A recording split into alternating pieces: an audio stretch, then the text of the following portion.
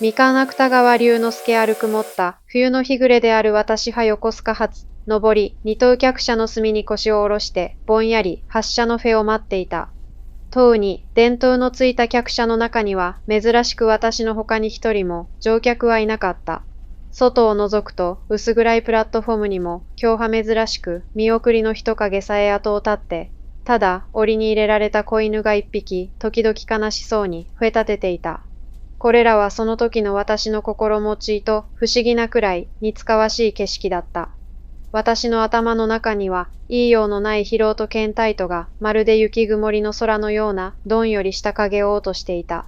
私は街灯のポケットへじっとレムの手をつつ込んだまま、そこには言っている勇敢を出してみようという元気さえ起こらなかった。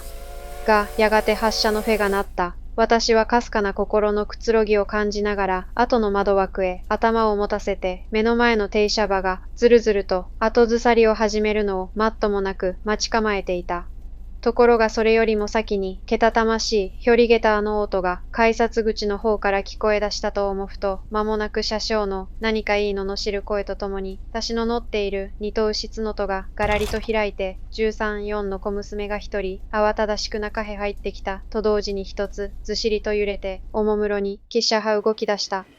一本ずつ目を区切っていくプラットフォームの柱、置き忘れたような運水車、それから車内の誰かに祝儀の礼を言っている赤棒。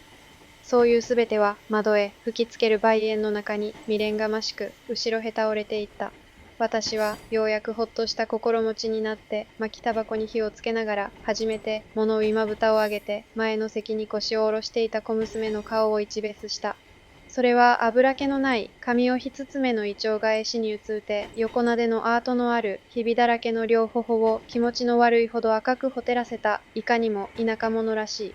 娘だった。しかも赤じみた萌え木色の毛糸の襟巻きがだらりと垂れ下がった膝の上には大きな風呂敷包みがあった。そのまた包みを抱いた霜焼けの手の中には三頭の赤切符が大事そうにしつかり握られていた。私はこの小娘の下品な顔立ちを好まなかった。それから彼女の服装が不潔なのもやはり不快だった。最後にその二頭と三頭との区別さえもわきまえない愚鈍な心が腹立たしかった。だから巻きタバコに火をつけた私は、一つにはこの小娘の存在を忘れたいという心持ちもあって、今度はポケットの勇敢を漫然と膝の上へ広げてみた。するとその時、勇敢の紙面に落ちていた外光が突然電灯の光に変わって、すりの悪い何乱かの活字が意外なくらい鮮やかに私の目の前へ浮かんできた。言うまでもなく汽車は今横須賀線に覆いトンネルの最初のそれへ入ったのである。しかしその電灯の光に照らされた勇敢の紙面を見渡してもやはり私の憂鬱を慰むべく世間はあまりに平凡な出来事ばかりで持ちきっていた。講和問題、神父新郎、特色事件、死亡広告。私はトンネルへ入った一瞬間、汽車の走っている方向が逆になったような錯覚を感じながら、それらの錯漠とした記事から記事へ、ほとんど機械的に目を通した。が、その間も、もちろんあの小娘が、あたかも卑俗な現実を人間にしたような面持ちで、私の前に座っていることを絶えず意識せずにはいられなかった。このトンネルの中の汽車と、この田舎者の小娘と、そうしてまたこの平凡な記事に埋まっている勇敢と、これが象徴でなくて何であろう。不可解な、下等な、退屈な人生の象徴でなくとえ何であろう。私はいつ才がくだらなくなって読みかけた勇敢を放り出すと、また窓枠に頭を持たせながら死んだように目をつぶってうつらうつらし始めた。それから幾分か過ぎた後であった。ふと何かに脅かされたような心持ちがして思わずあたりを見回すと、いつの間にか例の小娘が向こう側から席を私の隣へ移してしきりに窓を開けようとしている。が、重いガラス後はなかなか思うように上がらないらしい。あのひびだらけの方はいよいよ赤くなって、時々罠をすすり込む音が小さな息の切れる声と一緒にせわしなく耳へ入ってくる。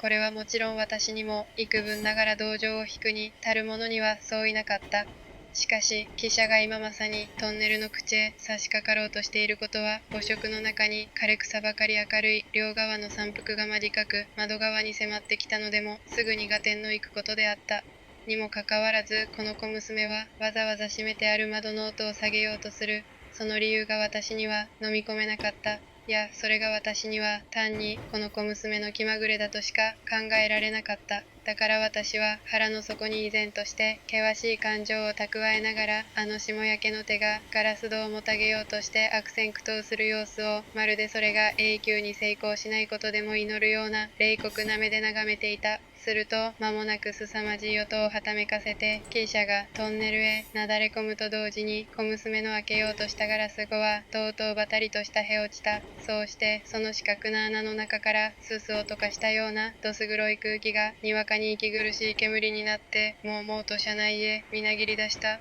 元来喉を害していた私は、ハンケチを顔に当てる暇さえなく、この煙を満面に浴びせられたおかげで、ほとんど息もつけないほど咳き込まなければならなかった。が、小娘は私に頓着する景色も見えず、窓から外へ首を伸ばして闇を吹く風にイチョウ返しの瓶の毛をそよがせながら、じっと汽車の進む方向を見合っている。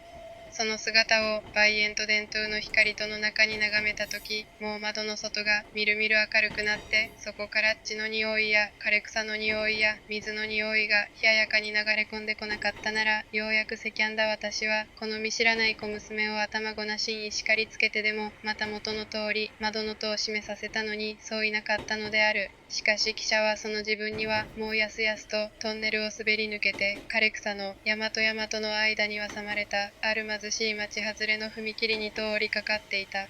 踏切の近くにはいずれもみすぼらしい藁屋根や瓦屋根がゴミゴミと狭苦しく立て込んで、踏切板が降るのであろう一流の薄白い旗が物憂げに母色をゆすっていた。やっとトンネルを出たと思う。その時、その小作とした踏切の柵の向こうに、私は頬の赤い三人の男の子が目白押しに並んで立っているのを見た。彼らは皆、この曇天に押しすくめられたかと思うほど、揃って背が低かった。そうしてまたこの町外れの陰惨たる風物と同じような色の着物を着ていた。それが傾斜の通るのを仰ぎ見ながら、いつ静に手を上げるが早いか、痛いけな喉を高く反らせて、何とも意味のわからない歓声をいつしよう懸命に吐きだらせた。するとその瞬間である。窓から半身を乗り出していた霊のむ娘が、あの霜焼けの手をと伸ばして、勢いよく左右に振ったと思うと、たちまち心を躍らすばかり、暖かな火の色に染まっているみかんが、およそ5つむつつ、汽車を見送った子供たちの上へば、ラバラと空から降ってきた。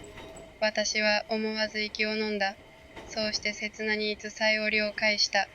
おそらくは、これから方向先へをも向こうとしている小娘は、その懐に収めていた肉桑のみかんを窓から投げて、わざわざ踏切まで見送りに来た弟たちの牢に報いたのである。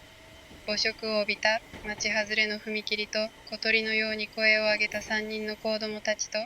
そうしてその上に乱落する鮮やかなみかんの色と、すべては汽車の窓の外に瞬く暇もなく通り過ぎた。が、私の心の上には切ないほどはっきりとこの光景が焼き付けられた。そうしてそこからある得体の知れない朗らかな心持ちが湧き上がってくるのを意識した。私は公然と頭を上げて、まるで別人を見るようにあの小娘を注視した。小娘はいつかもう私の前の席に帰って、相変わらずひびだらけの方を萌え木色の毛糸の襟巻きにうずめながら、大きな風呂敷包みを抱えた手にしっかりと三等切符を握っている。私はこの時初めて、言いようのない疲労と倦怠とを、そうしてまた不可解な、下等な、退屈な人生をわずかに忘れることができたのである。